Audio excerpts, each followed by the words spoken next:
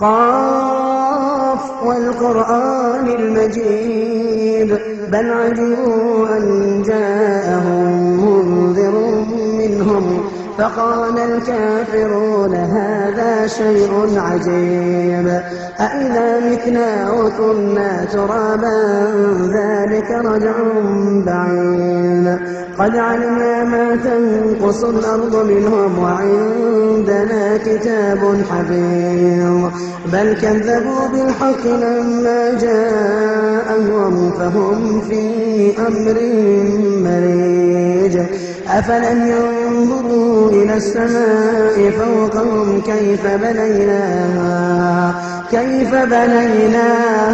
وزيناها وما لها من فروج والأرض مددناها وألقينا فيها رواسي وأنبتنا فيها من كل زوج بهيج تبصرة وذكرى لكل عبد منيب ونزلنا من السماء ماء مباركا فأنبتنا به جنات وحب الحصيد والنخل باسقات لها طلع نضيد رزقا للعباد وأحيينا به بلدة ميتا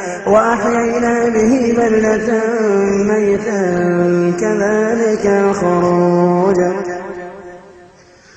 كذبت قبلهم قوم نوح وأصحاب الرس وثمود وعاد وفرعون وإخوان لوط وأصحاب الأيكة وقوم تبع كل كذب الرسل فحق وعيد أفعينا بالخلق الأول بل هم في لبس من خلق جديد ولقد خلقنا الإنسان ونعلم ما توسوس به نفسه ونحن أقرب إليه من حبل الوريد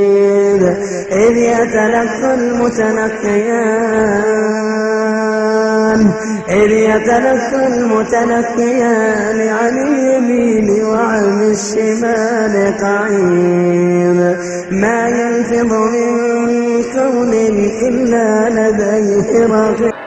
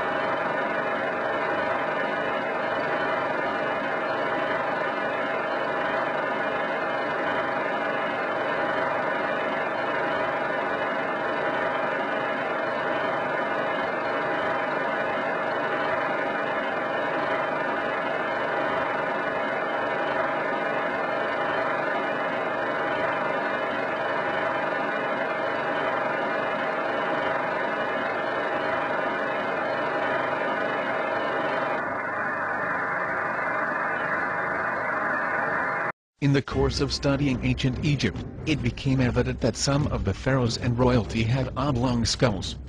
Could this be the remnant of the giants? The Discovery Channel reconstructed the face of Tutankhamun and Nefertiti and completely ignored their skulls. Why was something so obvious ignored? These skulls don't fit into their evolutional theories, so they simply ignored them. Final secrets revealed. The Golden Pharaoh lives The on. Egyptian boy King Tutankhamun was artificially brought to life by the Discovery Channel. They completely ignored his oblong skull and altered it to look more modern. The last photo is an X-ray of his real skull. This video clip is from the Discovery Channel documentary called Resurrecting Nefertiti. Just like the Tutankhamun video clip, the skull was altered to look more like a modern head.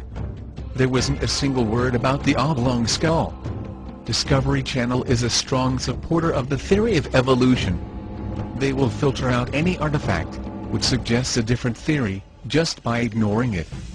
This filtering technique is common with evolutionists. In all fairness, it is also used by many creationists. At the end of this clip, I have inserted photos of the real bust of Nefertiti. She was the wife of Akhenaten, the father of Tutankhamun. All of his children have the same trait and can be traced back through the royal bloodline. The Nephilim have huge oblong skulls and gigantic brains, which accounted for their advanced knowledge. After the flood, the remnant of the giants were determined to carry on the practice of bending the head, in attempts to duplicate their traits. We know that many men and women worship these giants as gods. Ancient Mayans credited Kukulkan for their knowledge of astronomy. He was a giant all-knowing god, and bore no resemblance to his own dark-skinned people. The Maya described Kukulkan as a tall Caucasian man with long flowing silky white hair and beard and blazing deep blue eyes. He was said to have an elongated skull, and in fact the Mayan women used to strap boards onto their infants' developing skulls to elongate the skull, and we have artifacts of this nature. The Mayan mothers would bend the heads of certain infants, those of royal bloodline or destined to be priests, to emulate Kukulkan's oblong skull. It was Kukulkan who taught this practice in order to carry on his traits. The same story is true with the Incas and their giant gods. The story of the Aztecs is an exact duplicate of the Mayans, except the god was named Quetzalcoatl, and just like Kukulkan, he was tall, had white skin, blue eyes, and long hair. Jewish legends suggest that Nimrod was angered at God for destroying the giants. He found writings and structures of the Nephilim and wanted to re-establish their power. Some scholars have suggested he was the first pharaoh, who is called Narmer. These large skulls are seen in many other pharaohs and royalty, but not in the common man. Numerous hieroglyphs and statues depict these royal skulls.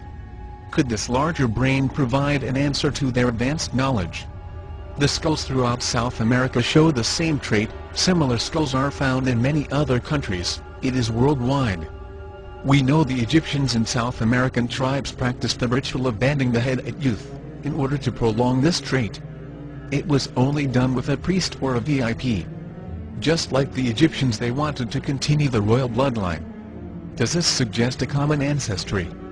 Yes, it does. All my research points back to an advanced civilization over 12,000 years ago.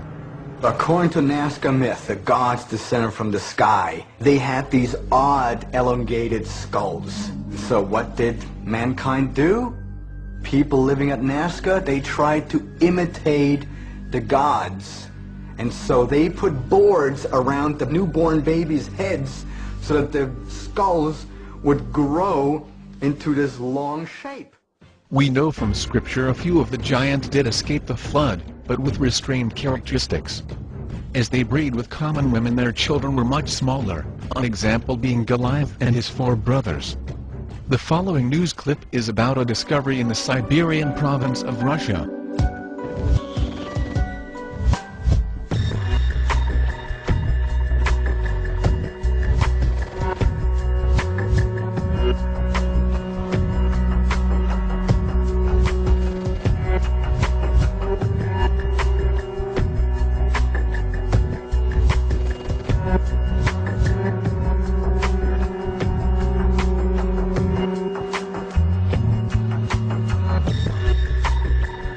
Вряд ли древние знали о нейрохирургии мозга, вряд ли, но, возможно, они пытались каким-то образом развивать отдельные нервные какие-то качества головного мозга. Это группа людей, которые представляли собой, скажем так, живой прибор, определяющий наличие, например, опасности, или могли делать метеопрогноз.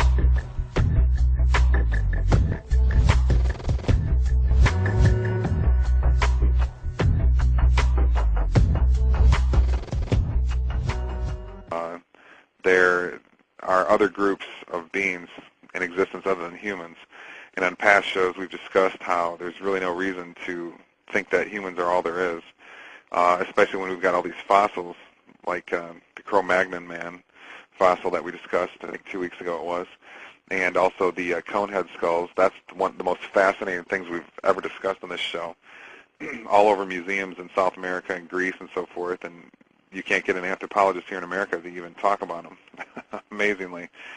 So you wonder if there's an advanced race, since we have these fossil evidence for it, groups with